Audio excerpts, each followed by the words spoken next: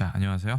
오랜만에 또 한자어 콘텐츠를 만들어 보았습니다. 오늘 함께 살펴볼 한자어는 노사 혹은 노사 관계입니다.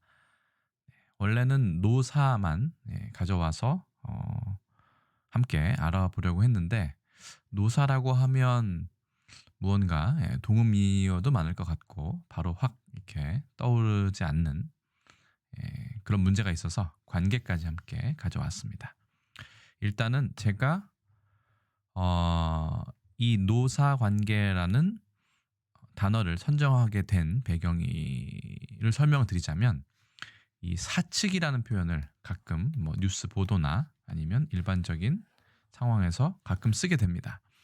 그런데 이 사측이라는 표현을 국어사전에 살펴보았더니 네이버에 있는 다른 곳, 그러니까 그 표준 국어 대사전이나 아니면 고려대 한국어 사전에는 이게 없었고, 이 우리말 샘이라는 곳에서만 사측이라는 표제어를 가지고 있었습니다.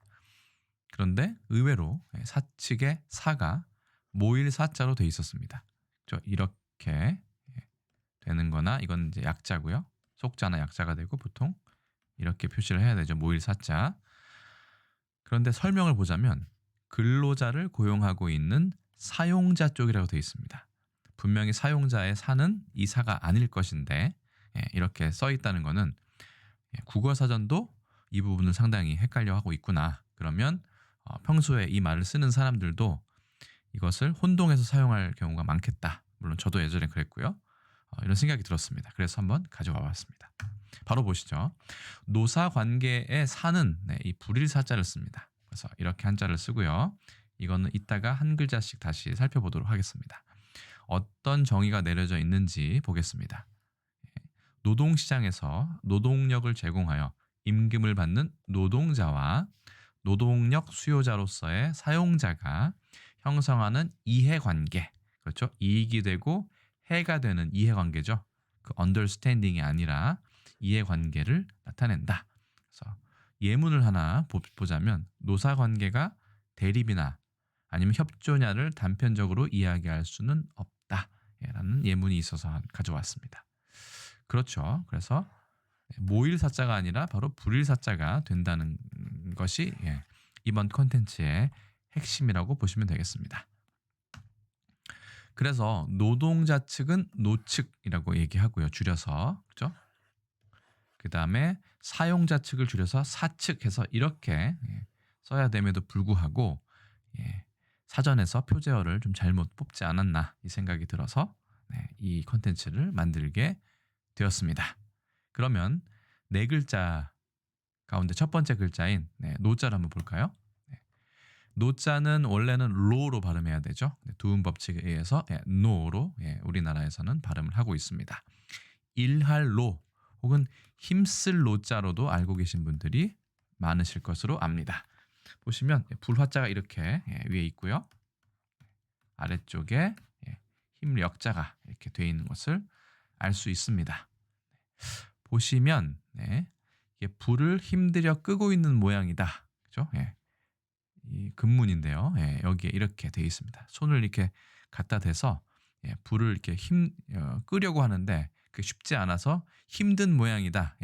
이런 쪽으로 유추를 해볼 수 있겠습니다.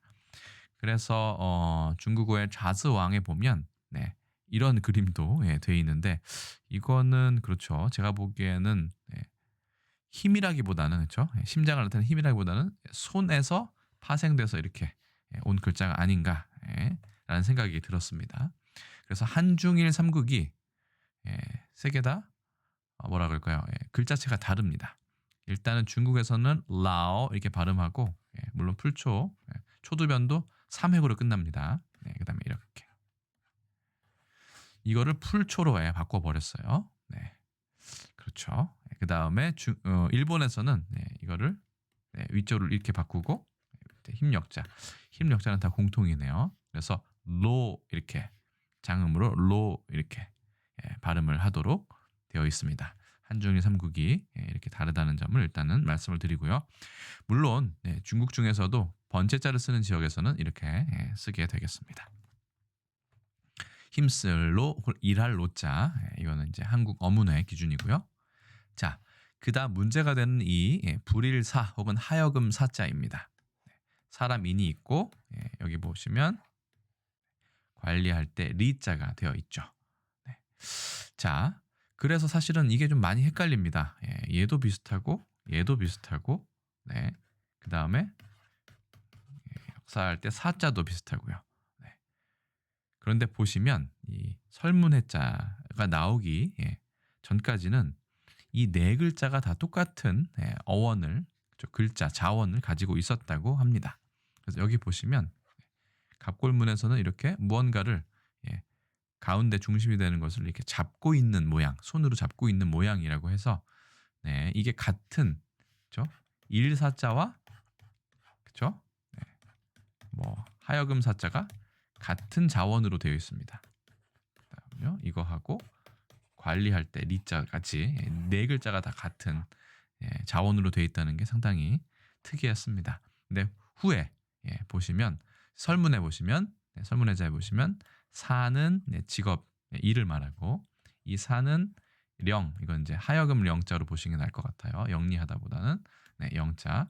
그 다음에 역사 이거 사자는 일을 기록하는 것 혹은 그런 사람 사자로 분화가 됐고 얘는 치인 그러니까 사람을 다스리는 관리를 하게 됐다. 나중에 1, 2, 3, 4로 서로 네 가지로 다 분화가 되었다는 점도 이번 자원을 찾을 때 함께 조사가 되었습니다. 그래서 알아두시면 될 것 같고요.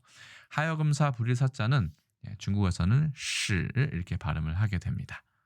뭐 한중일 삼국의 자체는 다 똑같으니까 그 자체에 대해서는 글 자체에 대해서는 따로 설명하지 않도록 하겠습니다. 자, 그래서 하여금사 불일사자가 되고요. 그 다음에는 관계할 때 이제 관입니다. 관계할 관 이렇게 되는데 얘도 한중일 삼국의 글자체가 다릅니다. 그래서 그 간체자 아닌 우리 정자체는 상당히 복잡하죠. 그래서 일찌감치 중국이나 일본에서는 이걸 간략하게 쓰게 됐습니다. 자, 관계할 관자의 그 다음 글자는 보시면 이게 속자였을 거예요. 그래서 일본에서는 칸 이렇게 줄여서 썼고요. 이것도 이제 복잡하다고 해서 현대 중국어 간체자에서는 관 이렇게 해서 안에 있는 이 부분만 떼서 쓰고 있습니다. 상당히 많이 줄여진 글자 중에 하나라고 보시면 되겠습니다. 그래서 이 관계할 관자는 보시면 갑골문은 아직까지 발견되지 않았고 아니면 분석이 되지 않았고 금문에 보시면 좀 더 명확하게 되어 있습니다. 그렇죠?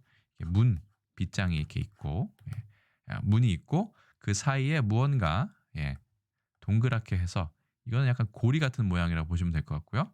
여기는 이제 가로지른 이런 그렇죠? 걸쇠라고 보시면 될 것 같습니다. 그래서 얘가 처음에는 빗장이란 뜻으로 쓰이다가 빗장을 닫고 잠그는 거니까 닫다. 그리고 꽉 잠가서 적이 침입하지 못하게 하는 그런 관이라고 하죠. 뭐 산해관이라든가 할 때 그 관을 생각하시면 됩니다. 관문. 그리고 거기에서 어떻게 파생된지는 뭐 명확하지 않지만 관계하다까지 이렇게 파생이 되었음을 알 수 있습니다. 굳게 잠갔기 때문에 적의 침입에 대비하는 그런 의미에서 관계하다, 관련이 있다 이렇게 된 것일까요?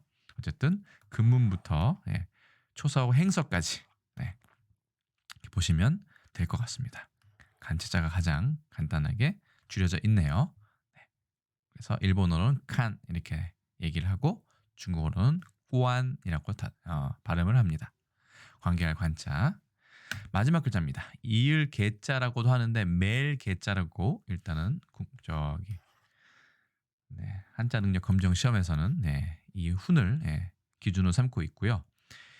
얘도 그 아까 그 일사자하고 불일사자가 의외로 같은 자원이듯이 이 자원이 비슷한 글자가 상당히 많이 있습니다. 그렇죠? 일단 이어멜 개자도 비슷하게 생겼죠. 사람인이 붙었을 뿐 이어멜 개자도 사실은 상당히 많이 겹쳐지는 글자라고 보시면 됩니다. 일단은 이어멜 개부터 보시겠습니다. 이거는 이제 글자가 이렇게 손을 들고 실타래를 들고 있는 겁니다. 처음엔 2개였는데 나중에는 이 3개짜리도 보이네요. 그죠? 네, 실타래가 있는 것을 형상화해서 변화된 게 지금의 이어멜 개자입니다. 일단은 장음으로 되어 있네요. 네, 시 이렇게 되어 있고 중국에서는 얘랑 멜 개자를 통합해서 이 이어멜 개자로 해서 시 혹은 찌, 멜 개자는 찌라고 이렇게 발음을 합니다. 그건 그렇고 우리가 지금 보고 있는 관계할 때 개자는 정식으로는 이렇게 사람 인을 붙이는 게 더 올바른 글자일 것입니다. 그래서 멜 개자, 이어멜 개자 거의 비슷하다고 보시면 되죠. 네, 그래서 관계할 때 개자는 우리나라에서는 이렇게 사람 인변을 쓴다 라고 보시면 되고요. 이 사람 인변에 있는 거 보시면 상당히 재미있게 생겼죠. 네, 사람이 손으로 이렇게 또 실타래를 이렇게 뭔가 이렇게 이어매고 있는 그런 모양을 상징했다라고 보시면 될 것 같습니다. 실제로 멜 개자는 상당히 복잡한데요. 그렇기 때문에 중국에서는 이 글자도 그냥 여기로 통합시켜버리는 이런 문자 개혁을 했었죠. 그래서 멜 개자도 역시 장음이고요. 이럴 때는 찌라고 발음한다고 아까 설명을 드렸습니다. 그리고 이을 개자도 보시면 실이 또 타래가 여러 가지가 있습니다, 여러분. 그렇죠? 네. 한 번에 쓰면 안 되는데 제가 잘못 썼네요. 그래서 왼쪽에 실이 또 있고 오른쪽에도 이렇게 작을 요자지만 실타래라고 보시는 게 맞지 않을까요? 네, 이렇게 이을 개자 계승할 때 이 개자도 무언가 다 뿌리가 비슷한 글자다라고 생각하셔도 되겠습니다. 도금도 같고요, 우리나라에서는. 네. 자, 그래서 오늘은 한자어는 노사관계에서 일할 노자, 불일사 하여금 사자 해서 이 사자가 중요하고 빗장 관자에 관계할 관자라고도 하죠. 그 다음에 이어멜 개자까지 이렇게 써야 되는 아까는 복잡하면서도 틀리기 쉬운 글자인 것을 알 수 있습니다. 그래서 오늘은 이 노사 관계에 대해서 알아보았습니다. 그럼 저는 또 다음 컨텐츠에서 다시 인사를 드리도록 하겠습니다. 자, 여러분 여기까지 봐주셔서 감사하고 고생 많으셨습니다. 여기까지 하겠습니다.